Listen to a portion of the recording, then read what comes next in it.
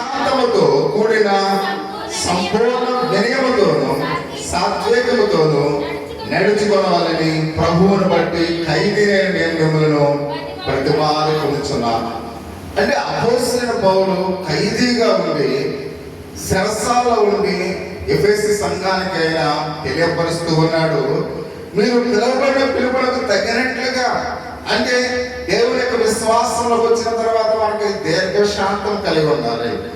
అంత మాత్రమే కాకుండా సంపూర్ణమైన వినయముతోనూ సాత్వికముతోనూ మనం నడుచుకోవాలి ప్రియ సహోదరి సోదరా. కాబట్టి ఈ ప్రేమ, వినయము, విధేయత మనం ఎక్కడ ఉంది అని ప్రతి ఒక్కరు కూడా గమనించాలి. ఎఫెసీ సంఘానికి చెప్తున్నాడు అపోస్తలుడైన పౌలు, నేను ఖైదీగా ఉండి చెప్తూ ఉన్నాను, విశ్వాసంతో బోధ వివేకంతో మీరు వనండి, ఐదికమా అంత మాత్రమే కాకుండా సాత్వికంతో మీరు నడుచుకోండి, దేవుని పిలుపునకు తగినట్లుగా మీరు జీవించండి అని ఆయన మాట్లాడుతూ ఉన్నట్లుగా మనం చూస్తూ ఉన్నాం. అంటే ప్రభు మనం పిలిచినప్పుడు ఎంతో గొప్పది ప్రియమైన వాళ్ళు. ఈ లోకంలో కొన్ని కోట్ల మంది ఉన్నారు, వాళ్ళు ఎవరిని పిలవలేదు, ప్రభు ఎవరిని పిలిచారు? మనల్ని పిలిచాడు. అంటే ఆయన పిలుపు ఎంత గొప్పగా ఉండదో ఒకసారి గమనించండి. చాలాసార్లు చెప్పాను, ముఖ్యమంత్రి గారు వచ్చి ఎవరైనా పిలిచాడు, అందరిలో ఆయన పిలిస్తే అది ఎలా ఉంటుంది? ఎంతో అద్భుతంగా ఉంటుంది. అంటే ఒక ముఖ్యమంత్రి గారు మనం పిలిస్తే అది ఎంతో గర్వకారణంగా ఉంటుంది. ప్రభువే మనం పిలుస్తూ ఉన్నాడు, ఆయన పిలిచాడు కాబట్టి మనం దేవుని మందిరంలో ఉన్నాం. తన తండ్రి ఆకర్షిస్తేనే వారు దేవుని మందిరానికి వస్తారు ప్రియమైన వారు. అంటే ఈ రాత్రి ప్రభు మనల్ని పిలిచి ఉన్నాడు, ఆయన పిలుపు తగినట్లుగా మనం ఉండాలి ఈ రాత్రి ప్రతి ఒక్కరిని కూడా. ఎందుకంటే ఇక్కడ సహోదరి సోదరాత్రి అంటున్నాడు, తన బిడ్డలుగా ఉండాలని పిలిచాడు. మనం ఎందుకు పిలిచాడైనా? తన బిడ్డలుగా ఉండడానికి ఆయన మనను పిలిచి ఉన్నాడు. కాబట్టి స్వతంత్రించుకునే వారిగా మనం ఉండాలి, సహోదరులుగా మనము ఉండడానికి ఆయన పిలిచి ఉన్నాడు. ఈ రాత్రి మనందరం కూడా ప్రభువులో సహోదరులుగా అనే భావంతో మనం ఉండాలని ఆయన పిలిచినట్లుగా మనం చూస్తూ ఉన్నాం. కాబట్టి మనం స్నేహితులుగా ఉండడానికి ఆయన పిలిచి ఉన్నాడు. ఎవరికి స్నేహితులుగా ఉండడానికి? ప్రభువునకు స్నేహితులుగా ఉండాలి, ప్రభువునకు సహోదరులుగా ఉండాలి. అంత మాత్రమే కాకుండా ఆయనతో కూడా సహవాసం చేయడానికి ఆయన మనను పిలిచి ఉన్నాడు. అంటే ఈ రాత్రి మనతో పాటు ఎవరున్నారో? ప్రభు మనతో ఉన్నాడు. ప్రభువుతో మనం ఉంటుంది ఎంత అద్భుతం ఒకసారి గమనించాను. ఆయన్ని పక్కనే ఆయన కూర్చుని ఉన్నాడు. ఎందుకంటే ఆత్మస్వరూపిగా ఎవరైతే తను ఆరాధిస్తారో, ఎవరైతే ఆత్మతో సత్యముతో దేవుని సన్నిధానంలో దేవుని ఆరాధిస్తారో వారి మధ్య నేను నివసిస్తానన్నాడు. అంటే మనతో పాటు ఆయన ఉండడానికి మనల్ని పిలిచాడు, ఆయనతో సహవాసం చేయడానికి పిలిచిన్నాడు.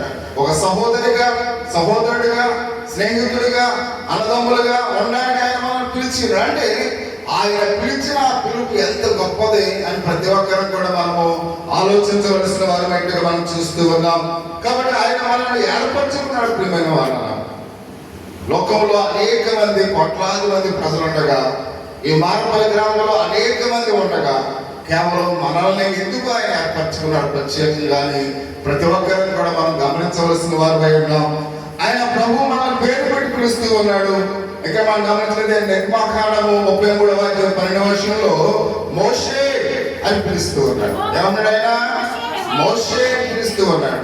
మొదటి సమూయేలు 3:5 సమూయేలు అని పిలుస్తూ ఉన్నాడు. లూకాసు సువార్త 18:4 జక్కయ్య అని పిలుస్తున్నాడు. ఈ రాత్రి మనల్ని కూడా పేరు పెట్టి పిలుస్తూ ఉన్నాడు.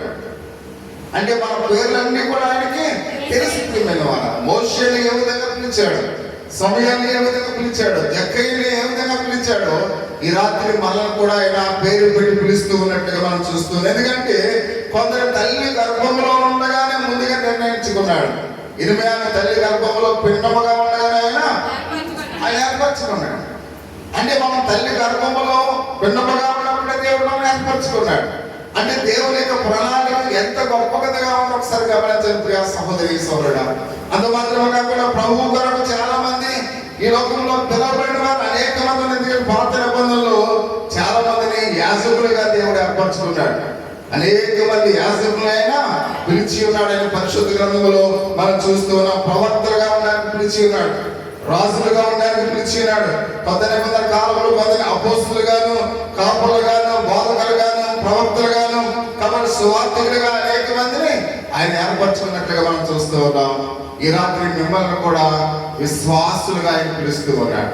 అంటే మీ పేరు పెట్టి ఆయన పిలుస్తూ ఉన్నాడు అనే విషయాన్ని ప్రతి ఒక్కరూ కూడా మనం గమనించవలసిన వారి బట్టి మనం చూస్తూ ఉన్నాం. అందుకన్నాడు ఆ మత్తయి సువార్త 9వ అధ్యాయం 13వ వచనంలో, నీతిమంతులను కాదు కానీ పాపులని ఆయన పిలవచ్చేదానికి మనం చూస్తూ ఉన్నాం.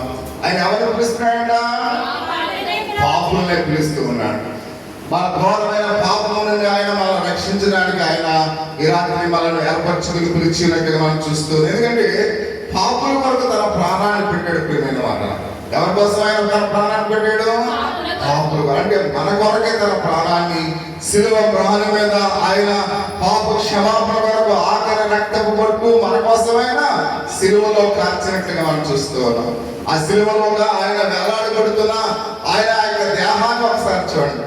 ఆయన చేతుల్లో మేకులు కొట్టబడ్డాయి, కాళ్ళలో శీల కొట్టబడి ఉన్నాయి, ప్రక్క వైపులో బలితో పొల పడ్డది, ఆయన తల మీద ముళ్ళ కిరీటం పెట్టబడినట్లుగా మనం చూస్తున్నాం. తన రక్తమంతా చివరి రక్తపు పట్టు వరకు ఆయన నిన్ను నన్ను రక్షించడానికి, మనకు పాప క్షమాపణ ప్రకటించడానికి ఆయన శిలువ ప్రాణం మీద మన కోసమైన రక్తపు ఆయన చివరి రక్తపు పట్టు వరకు కూడా మన కోసమైన కార్చినట్లుగా మనం చూస్తూ ఉన్నాం. కాబట్టి రక్షణ పొందు నిమిత్తమే కాకుండా మనం అందరం కూడా పరిశుద్ధులుగా ఉండడానికి ఆయన మనం పిలిచాడు. ప్రియమైన వారు, కేవలం మనం రక్షించడానికి మాత్రమే కాదు, కానీ మనం ఎలా ఉండాలని పిలిచాడైనా పరిశుద్ధులుగా ఉండాలి. ప్రతి ఒక్కరూ కూడా పరిశుద్ధులుగా ఉండాలని అపోస్తలుడైన పౌలు పత్రిక యందు ఆయన మాట్లాడుతున్నాడు. మొదటి కొరింథీయులకు రాసిన పత్రిక 1వ అధ్యాయము 2వ వచనంలో పరిశుద్ధుడైన పౌలు పత్రికల ద్వారా ఆయన మాట్లాడుతున్నాడు. పరిశుద్ధులుగా ఉండటకు పిలువబడిన వారికి అని ఇక్కడ పదే పదే ఆయన రాయటం మనం చూస్తున్నాం. అంటే వాళ్ళు ఎందుకు పిలుస్తున్నాడు? ఎలా ఉండాలని పిలుస్తున్నాడు? ఆయన పరిశుద్ధులుగా ఉండాలి. ఈ రాత్రి ప్రతి ఒక్కరూ కూడా యేసుక్రీస్తులో పిలువబడిన నీవు నేను మనందరం కూడా పరిశుద్ధులుగా ఉండడానికి ఆయన మనను పిలిచి ఉన్నాడు అని పరిశుద్ధ దేవునికి లేఖన భాగంలో మనం చూస్తున్నాం. అంటే పరలోక రాజ్యం పరిశుద్ధమైనది కనుక మనము కూడా పరిశుద్ధులమై ఉండాలి. దాన్ని స్వతంత్రించుకోవాలంటే కాబట్టి పిలువబడిన మనం పరిశుద్ధులై ఉండాలి. ఈ పరిశుద్ధ దేవుడితో సన్నిహితము సహవాసం మనం కలిగి ఉన్నప్పుడమైన వాళ్ళు, ఎందుకంటే ఆయన నిత్యము కూడా పరిశుద్ధులై ఉన్నాడు. ఆయనతో సహవాసం చేయాలంటే మనము కూడా ఎలా ఉండాలి? పరిశుద్ధులమై ఉండాలి. పరలోక రాజ్యములతో ఆయనతో పాటు మనం కూడా ఉండాలంటే ప్రతి ఒక్కరము కూడా పరిశుద్ధులమై ఉండాలని పరిశుద్ధ గ్రంథంలో ఇది మనం చూస్తూ ఉన్నాం. అందుకనే ఎఫెసీయులకు రాసిన పత్రిక 1వ అధ్యాయం 18వ వచనంలో ఆయన అంటాడు, ఆయన మిమ్మల్ని పిలిచిన పిలుపునైనను నిర్లక్ష్యం ఎట్టుదో పరిశుద్ధులలో ఆయన స్వాచ్ఛం యొక్క మహిమాశ్చర్యము ఎట్టుదో మీరు తెలుసుకోవాలని ఆయన మనల్ని పిలిచినట్లుగా మనం చూస్తూ ఉన్నాం. అంటే మన ఆయన యొక్క స్వాచ్ఛము ఎలాంటి మహిమాశ్చర్యం ఎట్టుదో మనం అందరం కూడా తెలుసుకోవాలి. అంతేకాదు ప్రియమైన వాళ్ళ ఆయన సేవ చేయనట్లుగా మనము కూడా ఆయన మనల్ని పిలిచినట్లుగా మనం చూస్తూ ఉన్నాం. అంటే మనము కూడా ప్రతి ఒక్కరము కూడా దేవుని యొక్క విశ్వాసులుగా మాత్రమే మిగిలిపోకూడదు. మనము కూడా అయితే అనేక మందికి ప్రభు గురించి మనం తెలియచేయాలి, అనేక మందికి మనం ప్రభు గురించి చెప్పాలి. అందుకని ఆయన మాట్లాడుతున్నాడు, మహాజ్ఞానులుగా అనేక మంది జ్ఞానులు ఎన్నుకోలేదు ప్రియమైన వారు. ఆయన ఎవరిని ఎన్నుకున్నాడంట? అమాయకులుగా ఉన్న వారిని, జ్ఞానము లేని వారిని ఆయన ఎన్నుకున్నాడు. ఎన్నుకుని అనేకమైన అద్భుతమైన దేవుని యొక్క సందేశాల ద్వారా అనేక మందికి ప్రభావితం ఆ యొక్క బోధన చేసినట్లుగా మనం చూస్తూ ఉన్నాం. అంటే కేవలం మన విశ్వాసంగా మిగిలిపోకూడదు, మనము కూడా యేసుక్రీస్తు వారి గురించి అనేక మందికి చెప్పాలి. పాటల ద్వారా చెప్పాలి, వాక్యం ద్వారా చెప్పాలి, అనేకమైన నృత్యముల ద్వారా, అనేకమైన కథారూపంగా. అంటే ప్రతి ఒక్కరూ కూడా మనకు తెలిసిన ప్రభు యొక్క ఈ బోధన అనేక మందికి మనం ఏం చేయాలి? చేరవేయాలి. కాబట్టి దీనికి జ్ఞానం అవసరం లేదు, దీనికి చదువు అవసరం లేదు. కాబట్టి దీనికి అయితే నేను అసలు ఏమాత్రం కూడా నేను ప్రార్థించడం రాదని మనం అనుకోకూడదు. ఎందుకంటే ఆనాడు చేపలు పట్టే వారిని దేవుడు ఎన్నుకున్నాడు. ప్రియమైన వారు, అజ్ఞానులుగా ఉన్న వారిని దేవుడు ఎన్నుకున్నాడు. కాబట్టి గొర్రెలు కాసే కాపాలను దేవుడు ఎన్నుకున్నాడు. అంటే వారికన్నా మనము శ్రేష్టమైన వారిని. కొద్ది గొప్ప చదువుకున్నాం, కొద్ది గొప్ప దేవుడు జ్ఞానాన్ని ఇచ్చాడు. కానీ మన జ్ఞానాన్ని మనం ఉపయోగించలేని అట్లుగా మనం చూస్తున్నాం. ప్రియమైన వారు, ఒక అమ్మాయి నేను చూస్తే, ఒక అమ్మాయి అసలు మోగమ్మాయి కూడా ఆ సైకిల్తో దేవుని వాక్యాన్ని బోధిస్తూ ఉంది. 2 కాళ్ళు లేవు, ఒక అతనికి 2 చేతులు లేవు. ఆ మామూలుగా అలా పాపుతూనే దేవుని యొక్క సువార్తను ప్రకటిస్తూ ఉన్నాడు. కాబట్టి మనం చూసినట్లయితే కొంతమంది గుడ్డివారు దేవుని గురించి ప్రకటిస్తూ ఉన్నారు. అంటే అవయవాలు సరిగ్గా లేకపోయినా, నడవలేకపోయినా, కాబట్టి వాళ్ళు దేవుని కొరకు ఎంతో ప్రయాసపడుతూ ఉన్నారు. దేవుడు అన్ని అవయవాలు కూడా మనకి ఇచ్చాడు. మనం కానీ దేవుని గురించి ఎవరు కూడా చెప్పలేని వారంగా ఉన్నాం, దేవుని గురించి ప్రకటించలేని వారంగా ఉన్నాం. దేవుని మాట మన నోటి నుండి కూడా వస్తానికి మనం సిగ్గుపడిపోతున్నాం.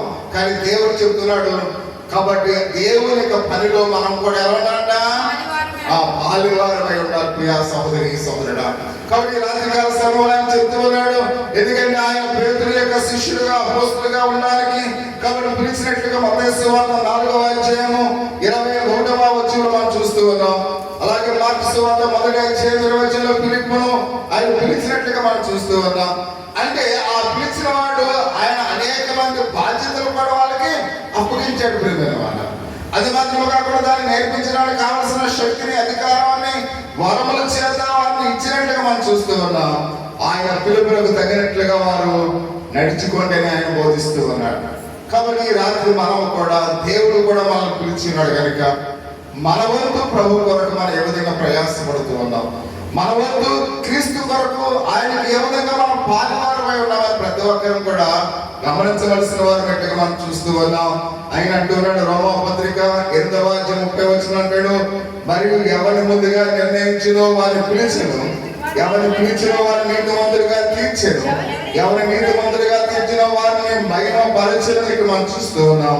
ప్రభు పిలుపు చాలా గొప్పది. ప్రియా సహోదరి సోదరుడా, ఎంతో మహిమ కలది. ఆ పిలుపులకు పాత్రులుగా మనము కనబడాలి ఈ రాత్రి. కాబట్టి యేసయ్య నన్ను ఎన్నుకున్నాడు, ఒక ప్రత్యేకమైన వాడిగా పిలిచి ఉన్నాడు, ప్రత్యేకమైన విశ్వాసంగా దేవుడు ఏర్పరచుకున్నాడు. కాబట్టి నన్ను పిలిచినాడు కనుక, ఆ పిలిచిన వాడు నమ్మదగిన వాడు కనుక ఆ పిలుపులకు తగినట్లుగా నేను ఎలా నడుచుకుంటూ ఉన్నాను, ఎలా జీవిస్తూ ఉన్నాను, పరిశుద్ధమైన జీవితాన్ని జీవిస్తూ ఉన్నాను, అపాత్రుడుగా ఈ లోకంలో నేను విడవబడుతూ ఉన్నాను. అయితే ఆయన పాత్రుడుగా నేను ఉన్నానని ప్రతి ఒక్కరిని కూడా గమనించవలసిన వారమై ఉన్నాం.